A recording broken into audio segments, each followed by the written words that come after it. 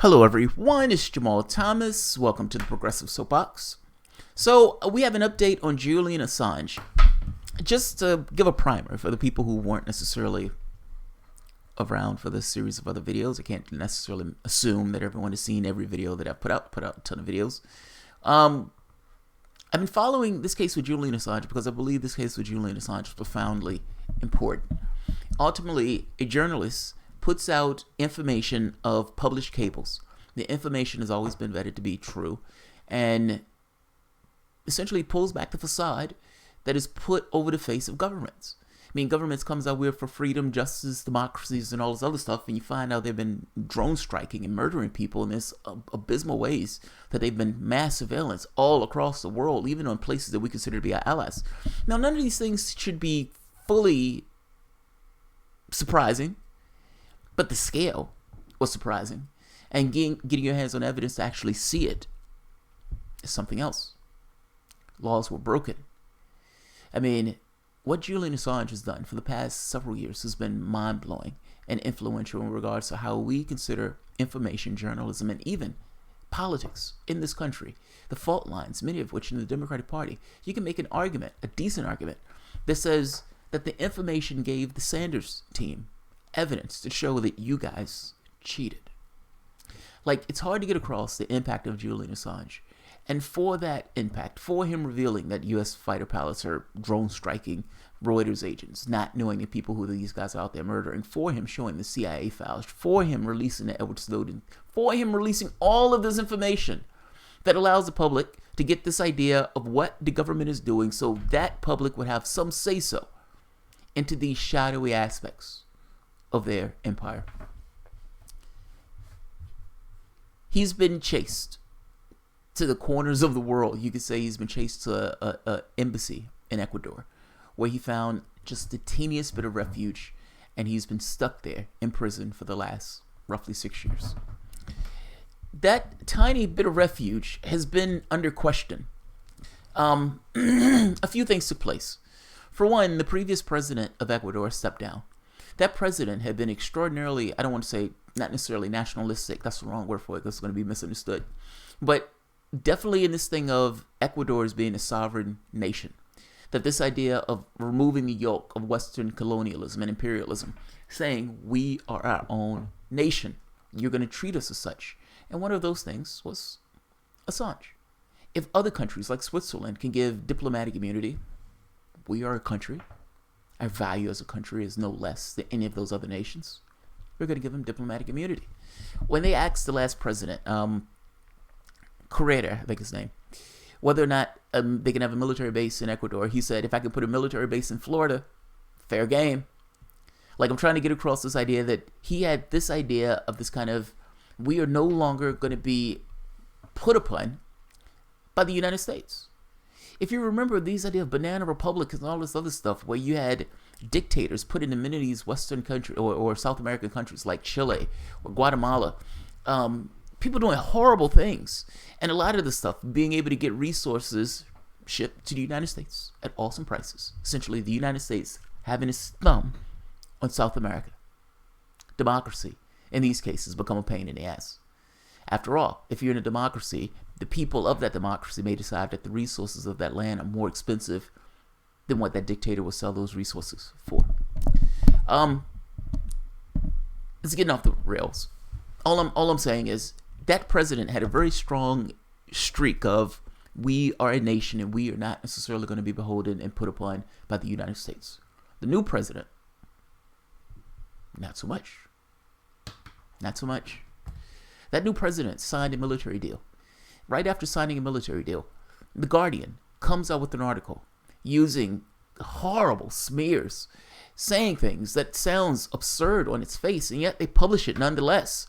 Maniacs like Luke Harding, the guy who got decimated on Real News Network, wrote a book on Russian collusion and couldn't even make his argument on Russian collusion, ends up leaving in a huff, embarrassed, because he couldn't make his case. But those were the maniacs who was writing the thing on The Guardian, smearing Assange, not even waiting for the previous president to give his say-so on what they were saying, to say whether or not what they were saying really made any sense. They wanted the bombshell story, they wanted the salacious headline, and that's what they got, their salacious headline.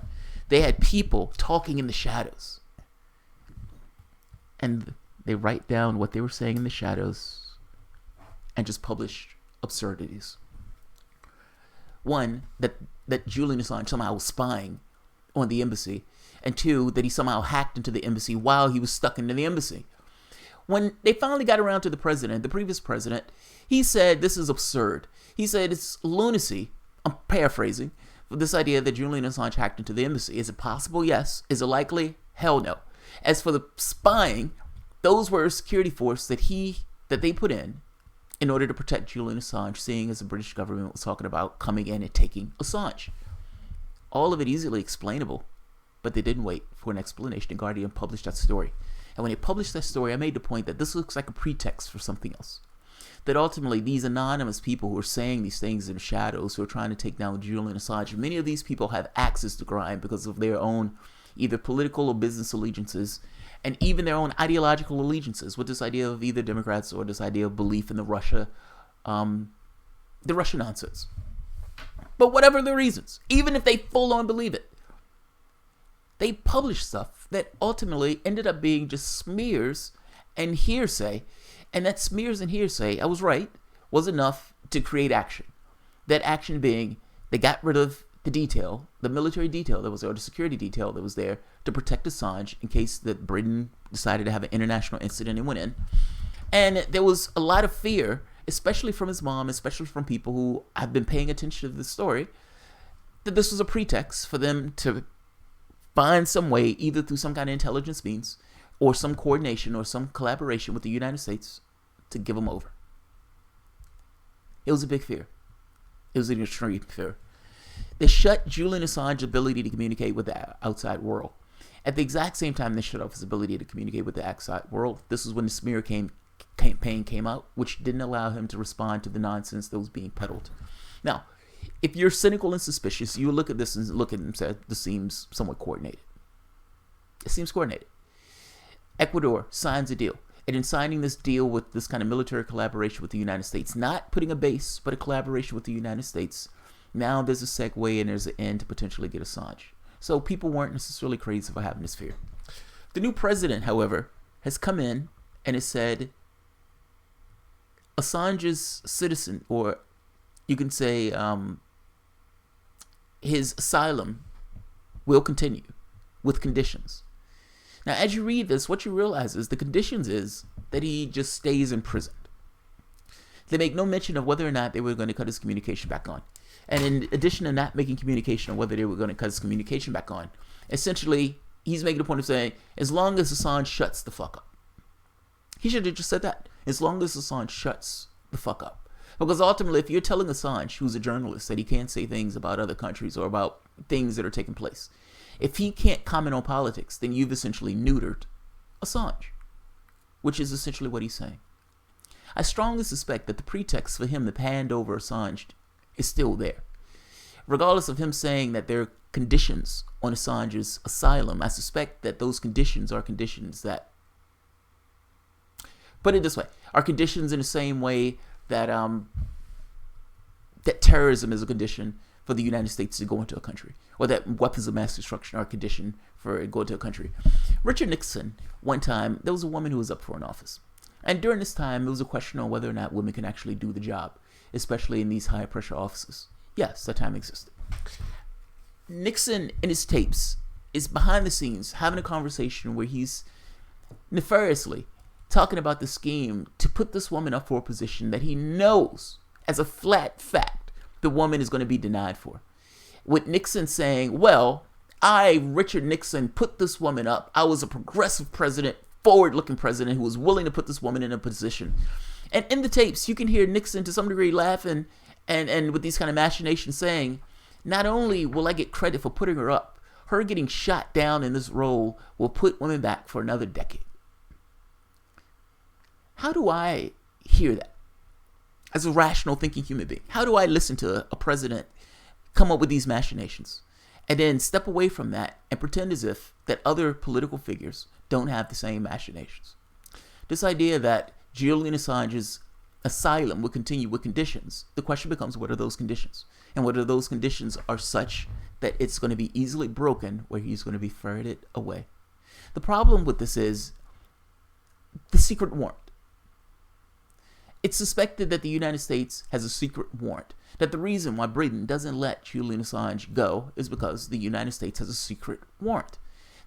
One of the reasons that the British warrant, or the secret warrant hiding behind it, Adam Schiff comes out and makes this point of talking about Julian. I'm saying this poorly. There's several things in my head at once. Julian Assange releases a bombshell saying that he's willing to talk to Adam Schiff about the Russia stuff. Adam Schiff makes the point of saying, well, we'll talk to Julian Assange when he's in custody. Well, why would he be in custody? Do you have a warrant for Julian Assange? Is this your tell that you have a warrant for Julian Assange? That all of this time where you've been coy with his lawyers and you've never been honest with this process? It's suspected strongly that there's a warrant and that Julian Assange will be immediately extradited if Julian Assange is ever taken into custody. The reason why the Ecuadorian thing is so important is because it prevents these intelligence services from getting their hands on him. But for all intents and purposes, they have their hands on him. If the rules is that he has to shut up from all political speak, and we don't even know if he's going to cut back on his ability to speak to the public, but if that's the rule, then he's been effectively neutered. But in the short term, he's saying asylum will continue. Ecuadors Moreno. Julian Assange's asylum will continue with conditions. I'm sorry, guys. That's a lot of wood to chop. President Lenin Moreno said granting the Ecuadorian citizenship to Assange was the foreign minister's idea. Ecuador's President Lenin Moreno said the country will respect Assange's right to asylum, but only if WikiLeaks founders respects the conditions, quote unquote, his government has put in place for him to continue his stay at the London embassy. Speaking in an interview with the German broadcaster Deutsche Welle, Moreno said Assange's actions were a cause for concern for the government of the South American country, but his asylum was not under immediate threat if he complied. Let's not forget the conditions of his asylum prevent him from speaking about politics or intervening in the politics of other countries. That's why we cut his communications, Moreno explained, adding that his government would take a decision if Assange didn't comply with the restrictions placed on him. Think about what he's saying. That Assange can't talk about politics. Like, for all intents and purposes, you've neutered him. For all intents and purposes, you neutered him. If you're saying that Assange can't have a conversation about political things that take place around the world, and if you're saying also that the moment he says anything that can be considered political, because that's all that matters, then what? If he doesn't comply, you hand him over to Britain and you force him out the embassy? This sounds like a condition that is... Look, maybe I'm wrong. It sounds like this is a condition that's going to be used to ferret him away into the hands of the states. But I could be wrong. Maybe you can take him at his word. There are two types of liberty: the responsible liberty and the cave liberty, in which everyone thinks they can do whatever they want, whenever they want, and however they want. That's not liberty. Liberty must be used with a lot of responsibility. Moreno explained without confirming whether or not Assange's right to external communications would be reestablished amid an international campaign to reconnect him. Moreno also denied external pressure on him from the government played a role in the country treatment of Assange, which has had his right to communicate with the outside world barred since March. He has explained that he delegated all decisions related to Assange case Maria Fernandez Espinosa, who currently serves as the country's foreign minister and previously served as the defense minister during Rafael Correa's presidency, stating that it was her idea to grant Assange Ecuadorian citizenship. I told the foreign minister she should, with complete freedom, choose how to solve the problem, and we chose that system. It wasn't the most appropriate, but I respect, she said. Well, that's the latest we have on it. I mean, there's not a huge amount of meat on it. You know my perspective on Assange. I think Assange is dramatically important. And, you know, most people who've done amazing things oftentimes take a hit. Like, it's one of those hard things that get into your head that just because you do good doesn't necessarily mean the world is going to reward you with good. But man, I mean, for all intents and purposes, he's been a political prisoner in that embassy for the past 6 years. So I'm going to leave it here. Let's see who's here. I try to keep up on stories associated with Assange because, again, it's important. I got into an argument. I'll leave it on this. I got into an argument with a guy one day about the military. And he was in communications. And he did some kind of like secret work or something to that effect, listening to signals from Soviet Union and not the Soviet Union, but Russia and the United States and China.